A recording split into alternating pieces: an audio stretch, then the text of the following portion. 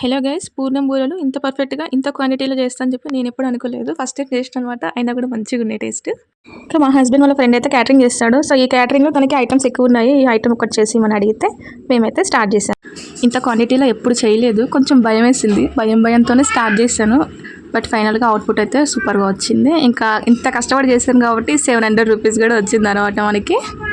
ఇంకా ప్రాసెస్లోకి వెళ్తే ఏం లేదబ్బా, ఫస్ట్ అయితే శనగపప్పును కడిగి నానబెట్టుకొని ఉడకబెట్టుకోవాలి. దాని తర్వాత బెల్లం తురుముకొని కరగబెట్టాలి. ఈ ఉడికిన శనగపప్పుని బెల్లాన్ని కలిపి రుబ్బుకొని మళ్ళీ స్టవ్ మీద పెట్టుకొని దగ్గరికి అయిందా అనుకో ఉడకబెట్టుకోవాలి. ఈ గ్యాప్లో కొద్దిగా ఇలాచి పొడి అలాగే నెయ్యి కూడా యాడ్ చేసుకొని తిప్పుతూ ఉండాలి.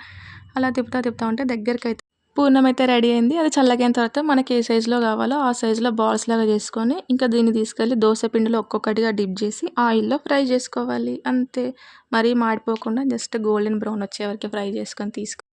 ప్రాసెస్ అయితే ఈజీయే, చేస్తున్నప్పుడు ఏంటి ఇంత హార్డ్గా ఉంది అనిపించింది. ఎనీహౌ మనకైతే ప్రతిఫలం దక్కింది కదా, దానికి నేను హ్యాపీ. వీడియో నచ్చితే లైక్ చేయండి, ఛానల్ని సబ్స్క్రైబ్ చేయండి. Thank you for watching. Bye.